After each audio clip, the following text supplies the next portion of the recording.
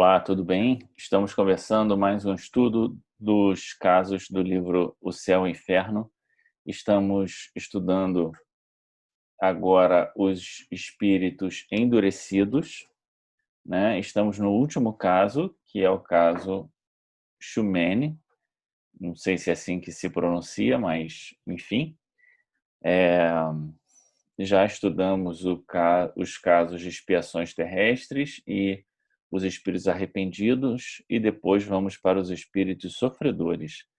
Se você não assistiu a nenhum desses estudos anteriores, aqui em cima vai aparecer a chamadinha para você poder assistir, tá bom? A gente sempre começa o estudo de um caso, lembrando que essa pessoa, esse espírito que deu essa mensagem para Kardec na Sociedade Espírita de Paris, é um espírito que permanece por aí, né? Encarnado ou desencarnado em algum lugar, e a sua comunicação naquela época foi importante para que a gente pudesse agora estudar o seu exemplo. Então, que Deus o abençoe a esse espírito que teve uma encarnação como Shumene, que ele possa ser abençoado, protegido onde quer que esteja, a você também, que todos nós tenhamos a melhor inspiração, que Deus nos abençoe nessa hora, a sua casa, a sua família, a todas as pessoas que nessa hora, como nós, buscam o ensinamento de Deus para poder direcionar as suas vidas. Vamos então, vou compartilhar aqui com vocês a tela para que a gente veja então aqui o caso do espírito Shumene. Deixa eu só ter certeza aqui. Eu acho que assim, tá bom? Deixa eu ver aqui. Sempre que muda eu me perco aqui, tá aqui. Então, o caso do espírito Shumene. Vamos ler esse caso. Esse caso parece um caso bem curtinho, né? E vamos tentar então explorá-lo ao máximo. Vamos ver então como é que começa o relato. Sob esse nome, o espírito se apresenta espontaneamente ao médium habituado a esse gênero de manifestações, pois sua missão parece ser a de assistir os espíritos inferiores, que o seu guia espiritual lhe conduz no duplo propósito da sua própria instrução e progresso deles. Então, aqui a gente vê que existia uma finalidade de trabalho, né? Espíritos inferiores são conduzidos, né, para serem instruídos, para progredirem e também para que o médium possa se instruir, né? Não só o médium, né, mas para que houvesse essas manifestações e tal, né?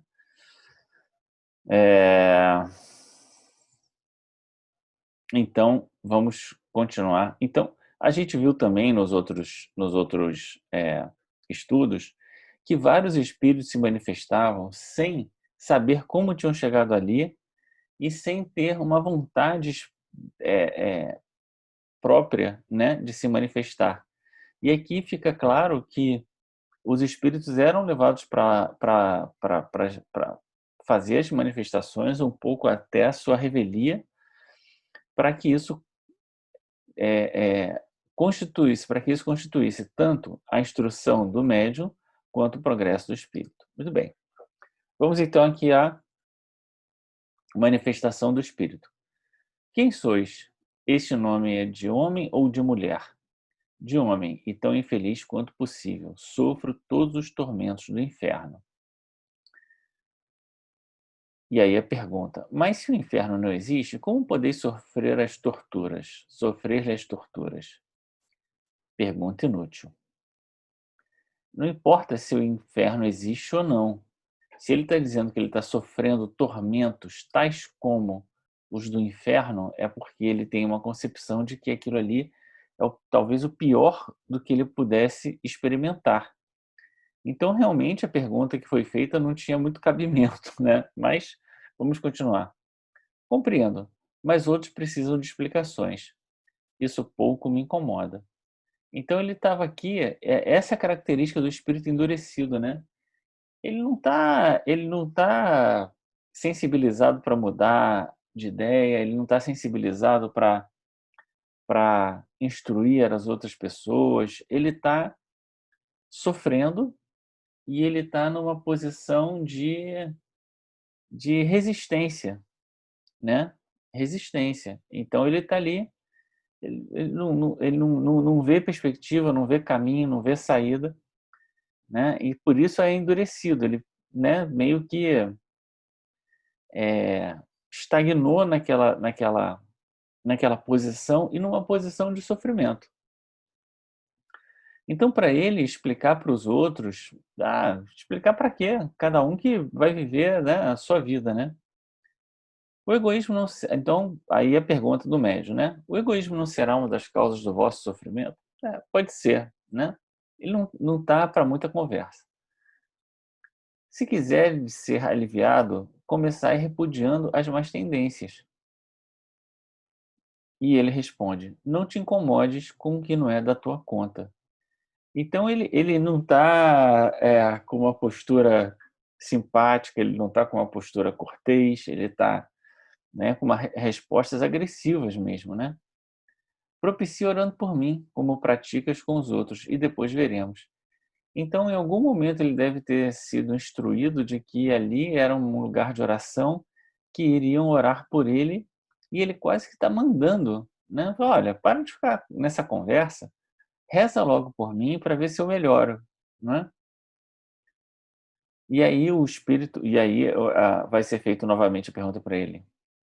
Mas a não me auxiliardes com o vosso arrependimento, a prece pouco valor poderá ter. E aqui dá para ver perfeitamente que enquanto o doutrinador está com uma coisa na cabeça, o espírito está com outra. Porque de que arrependimento o doutrinador está falando, né? O espírito está ali sofrendo, mas ele não disse nada do que ele fez, do que ele tinha que se arrepender ou não se arrepender, né? Então, do que ele está falando exatamente? É porque ele já tinha como pressuposto de que, bom, se há sofrimento é porque fez alguma coisa errada, né? Então precisa se arrepender. Então, olha, né? E aí a resposta é: mas falando, em vez de orares, menos ainda me adiantarás. Então ele está dizendo: olha, não vamos continuar com essa conversinha, reza logo por mim para ver se eu consigo melhorar um pouco, né? Então, desejas adiantar-vos? Aqui parece, né, que há um problema de sentido, né? Menos ainda me adiantará a oração, né? Aí o médium pergunta: mas desejais então adiantar-vos? O adiantar aqui tem duas conotações diferentes, né? Ele não está dizendo que ele queria se adiantar, ele estava querendo só dizer que a prece talvez pudesse minimizar os sofrimentos dele, né? Ou ter algum efeito positivo sobre ele que ele desconhecia. E nada tinha a ver com adiantar-vos no sentido de, nossa, agora eu estou com desejo de me tornar uma pessoa melhor, né? E aí ele responde: talvez, não sei, vejamos o essencial, isso é, se a prece alivia os sofrimentos. Então é isso que devem ter dito para ele, que a prece aliviaria os sofrimentos. A gente tem no Livro dos Espíritos uma pergunta sobre isso, né? Se ao orar por um espírito em sofrimento, a prece o ajuda, né? Então, vamos ver aqui a questão 662 do Livro dos Espíritos, onde nós encontramos a pergunta sobre a utilidade de orar pelos outros. Ok? Vou tirar isso aqui daqui. Pronto. Vamos ver aqui a utilidade de orar pelos outros, que é exatamente aquilo que a gente está... Então, estamos aqui com a questão 662 e vamos ver a utilidade de orar pelos outros. A pergunta que Kardec faz é possível orar utilmente pelos outros? E a resposta: o espírito de quem ora atua pela vontade de fazer o bem. Pela prece, ele atrai para si os espíritos bons e esses se associam ao bem que se deseja fazer. Então, quando eu oro por uma outra pessoa, eu chamo, né? Eu atraio os bons espíritos e esses vão atuar em favor daquela pessoa para quem eu estou orando. E Kardec vai continuar aqui com um comentário dizendo: possuímos em nós mesmos, pelo pensamento e pela vontade, um poder de ação que se estende muito além dos limites da nossa esfera corpórea. A prece pelos outros é um ato de vontade. Se for ardente e sincera, pode chamar os espíritos bons em auxílio daquele por quem oramos, a fim de lhe sugerirem bons pensamentos e lhe darem força de que precisam seu corpo e sua alma. Mas ainda aqui a prece do coração é tudo, e a dos lábios nada vale. Então, o importante aqui é, novamente, nós vamos chamar os bons espíritos em auxílio, que os bons espíritos vão lhe sugerir bons pensamentos e dar força para aquela pessoa do que aquela pessoa precisa, né? Então, se a gente vai orar para uma pessoa, meu Deus, que abençoa fulano, beltrano, que os bons amigos espirituais possam, né, é, é, acolhê-los, ampará-los, né, dar bons pensamentos, orientá-los naquilo que for o melhor para ele nesse momento. E vamos ver a questão 664, que que diz o seguinte: será útil orar pelos mortos e pelos espíritos sofredores? Nesse caso, como as nossas preces podem proporcionar-lhe alívio e abreviar seus sofrimentos? Tem o poder de abrandar a justiça de Deus? Então, é exatamente isso que a gente está vendo aqui, né? O Espírito está dizendo, olha, ora por mim, né? E a pergunta é, podemos orar pelos sofredores? Isso vai abrandar, de alguma maneira, o sofrimento que eles estão passando? E a resposta, então, a prece não pode ter efeito de mudar os desígnios de Deus, mas a alma por quem se ora experimenta alívio, porque é uma prova de interesse que lhe é dado e também porque o infeliz é sempre consolado quando encontra almas caridosas que se compadecem das suas dores. Então, veja, a primeira coisa é que ele experimenta algum tipo de alívio, né? É como se fosse assim, puxa, alguém está pensando em mim, né? E aí é como se desse um, puxa, né? Eu estou aqui sofrendo, mas estou vendo que, nossa, pelo menos tem alguém pensando em mim, né? Então, é um alívio porque é uma prova de interesse. Também porque o infeliz é sempre consolado, né, quando encontra almas que se compadecem. Então, ele sente não só um alívio, mas também uma consolação. Por outro lado, pela prece, provoca-se o arrependimento e o desejo de fazer o que é necessário para ser feliz. Então, a prece pode provocar o arrependimento, porque o espírito precisa do sofrimento e de um processo de amadurecimento para chegar ao arrependimento, né? E o desejo de fazer o que é necessário para ser feliz. Então, é claro que isso não será imediatamente, como o médium mesmo diz, olha, uma oração só não é suficiente. Volta aqui que você vai sentindo aos poucos o resultado disso. É nesse sentido que se pode abreviar o sofrimento do espírito. E se, por sua parte, ele contribui com a sua boa vontade. Então, tem um efeito da prece, mas tem também uma questão que, às vezes, né, por mais que a pessoa que ora deseje o melhor do outro, é preciso que o outro contribua com a sua boa vontade. Se aquele espírito não contribui com a sua boa vontade, todo esse efeito pode ser muito reduzido ou não ter efeito, né? Não ter efeito no sentido ele até sente, mas aquilo acaba se perdendo. O desejo de melhorar, se estimulado pela prece, atrai para junto do espíritos sofredores espíritos melhores, que o vêm esclarecer, consolar e dar-lhe esperanças. Então, isso aqui a gente já havia visto na outra pergunta, né? A ideia de que a gente ora, isso atrai os bons espíritos que vão lá ajudar aquela pessoa.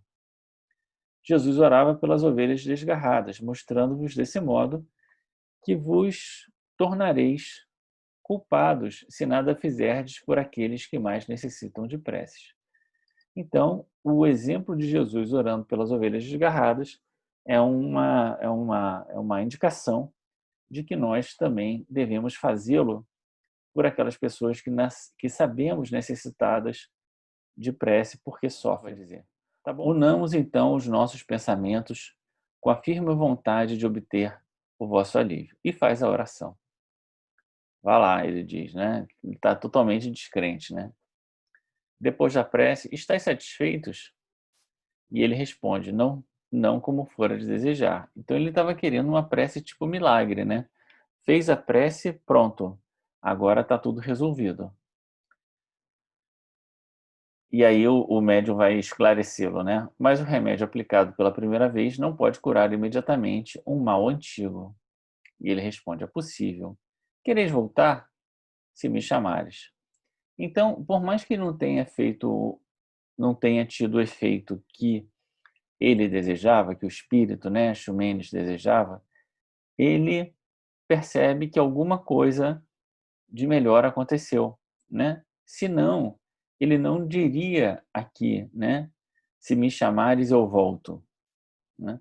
Ele simplesmente dizia, não, tá bom, valeu, foi bom enquanto durou, né? Tá tudo certo, vamos em frente. Mas ele, talvez também influenciado ali pelos espíritos, né? Diz que, bom, então se você me chamar, eu venho. Vamos aqui ao guia do médium, uma manifestação do guia do médium, né? O guia do médium fala, filha, terás muito trabalho com esse espírito endurecido, mas o maior mérito não advém de salvar os não perdidos. Coragem, perseverança e triunfarás no final. Então aqui tem um pontinho também interessante a gente comentar, que ele diz, o maior mérito não advém de salvar os não perdidos. Né? Ficou uma frase com uma dupla negação que é sempre complicada de interpretar. Mas é como ele está dizendo assim, a nossa tarefa é salvar os que estão perdidos. Porque quem não está perdido não precisa de médico, né? Os sãos não precisam de médicos. Então, exatamente quem está perdido, quem é difícil, que mais precisa de apoio, de compreensão, né? Porque aquele que está salvo, já entendeu a mensagem, esse não precisa mais de médico, esse já tem um médico, né? Vamos dizer assim. Coragem, perseverança e triunfarás afinal. Não há culpados que se não possam regenerar por meio da persuasão e do exemplo, visto como os espíritos, por mais perversos, acabam por corrigir-se com o tempo. Então tem aqui dois pontinhos importantes, né? A ideia do uso da persuasão e a ideia do uso do exemplo, né? Sem dúvida, tem aquele ditado que diz, né? Se as palavras convencem, o exemplo arrasta. Essa combinação entre persuasão e exemplo é a melhor receita. Não adianta você falar, você tentar convencer, se você mesmo não faz, né? É na medida que você faz que a pessoa vai perceber que aquilo que você fala é coerente e que você não é um embuste, né? E vai perceber o efeito verdadeiro do seu exemplo, porque o exemplo ele não tem só um efeito ilustrativo, ele tem um efeito de sensibilizar o espírito, né? Como se ele tocasse, ele tem um efeito moral. Então, é como se ele tocasse moralmente aquela pessoa, e aquela pessoa, aquele espírito, né, que está olhando, ele acaba tendo uma outra percepção por conta do efeito moral do exemplo. E aí ele vai dizer, por mais perversos, né, todos nós acabamos nos corrigindo com o tempo, né? O fato de muitas vezes ser impossível regenerá-los prontamente não importa na inutilidade de tais esforços. Mesmo a contragosto, as ideias sugeridas a tais espíritos fazem-nos refletir. Então, assim, são como sementes que cedo ou tarde tivessem que frutificar. Não se arrebenta a pedra com a primeira marretada. Então, tudo que a gente fala, tudo que a gente faz, e principalmente, isso aqui é muito importante, quando a gente tem que dar exemplos para crianças, né?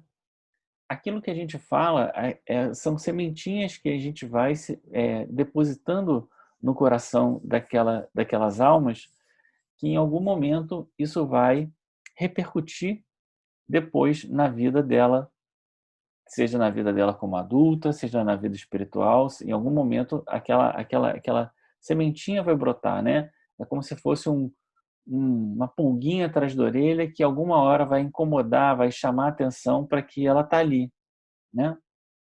Então, ele está dizendo, olha, isso, por mais que possa parecer, né, semear onde nada dá, como Jesus diz, né, tu sabes que, ele diz mais ou menos assim, agora não estou me lembrando de cabeça, né, que eu colho, ih, meu Deus, agora me fugiu da cabeça, mas é a ideia de que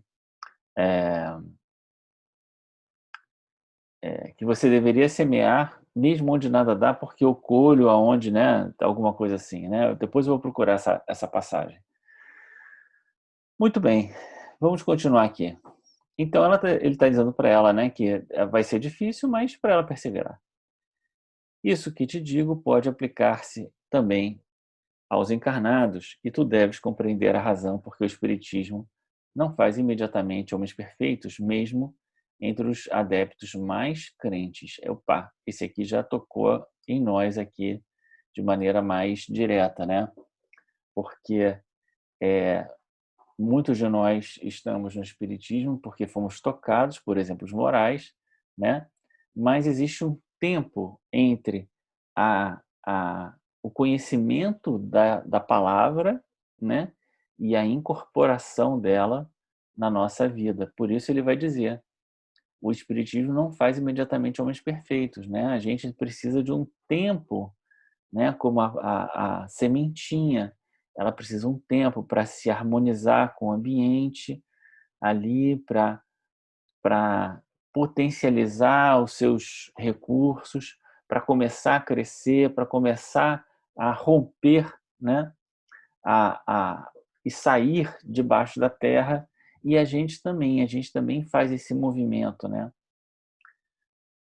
A crença é o primeiro passo, vindo em seguida a fé, a transformação a seu turno. Então, é que ele está dando um passo a passo, tá vendo?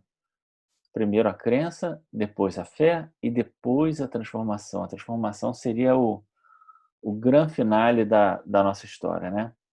Mas além disso, a força é que muitos venham revigorar-se no mundo espiritual. Então, é, muitos só conseguem se revigorar mesmo no mundo espiritual, né? Vamos ver aqui o último comentário que ele nos faz, que Kardec faz aqui a esse caso, e terminando aqui os casos dos espíritos endurecidos.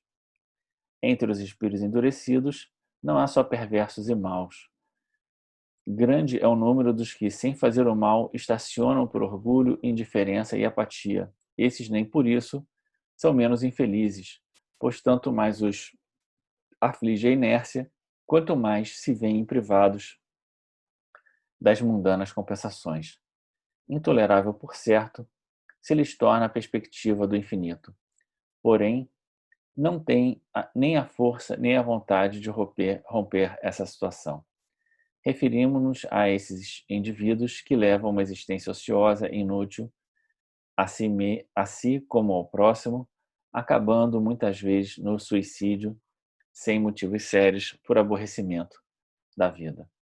Em regra, tais espíritos são menos passíveis de imediata regeneração dos que o positivamente maus, visto como esses ao menos dispõem de energia e, uma vez doutrinados, votam-se ao bem com o mesmo ardor que lhes inspirava o mal. Aos outros, muitas encarnações se fazem precisas para que progridam, e isso pouco a pouco, tomados pelo tédio, procurando para se distraírem, qualquer ocupação que mais tarde venha transformar-se em necessidade. Então ele está falando aqui um pouco dessa ideia de espírito endurecido, né? Dizendo que não tem apenas espíritos perversos, maus, mas principalmente aqueles que foram que não têm força de vontade, né? Que se colocaram como inúteis na vida, indiferentes, apáticos, né? E que aí, enquanto aquele que tinha o desejo do mal acaba revertendo, né, a sua somente a direção da força que ele coloca, ao invés de ser para o mal, para o bem, né? Mas ele tem força, ele tem energia, ele tem desejo. Os apáticos é como se eles acabassem, né, muitas encarnações até despertar vivamente a vontade deles, né? E aí ele está fazendo esse comentário aqui. Mas eu queria terminar essa parte fazendo um comentário de que os espíritos endurecidos, me parece, nesses casos que a gente viu até agora, com os arrependidos e os das expiações terrestres, o espírito endurecido é um momento, né, da trajetória do espírito, é, em que você tem o espírito sofredor e o momento em que ele está resistente, que ele está sentindo mais vivamente o efeito do mal que ele fez, né? Mas ele não está convencido de que ele precisa mudar, é ali que é o momento do espírito endurecido. Quando ele decide mudar, ele é criminoso arrependido. E quando ele aceita a expiação e volta, ele está na expiação terrestre. Então é como se cada momento desse, né, que Kardec selecionou, fosse um momento do estado do espírito na sua jornada que vai desde o momento que ele começa a ter a expiação, que a gente viu dentro desses mesmos dos endurecidos, né, que muitos têm já na própria encarnação, como esses entediados, né? Ele não fazia nada, ficava entediado, aí o tédio já era a própria expiação que ele estava passando. E nesse ciclo, então, que começa com a expiação, né? Já encarnada, depois ele começa a sofrer, vai sofrendo, até que ele se arrependa, até que ele deseje reparar o erro e até que ele volte para uma encarnação expiatória. E aí é importante a gente pensar que a gente não precisa entrar nesse grande ciclo de novo se a gente não cometer grandes erros agora, né? Vamos pensar sobre isso. Quero agradecer muito a você por ter é, terminado aqui mais esse estudo dos espíritos aborrecidos. E no próximo vídeo, endurecidos, na verdade, não aborrecidos, né? No próximo vídeo, vamos para os espíritos sofredores. E vamos começar de trás para frente dessa vez com o espírito Claire, que foi um pedido de uma das pessoas que tem acompanhado aqui os nossos espíritos. Esqueci o nome dela, me desculpe. Mas vamos começar então com o espírito Claire no próximo vídeo, tá bom? Grande abraço, muito obrigado e até.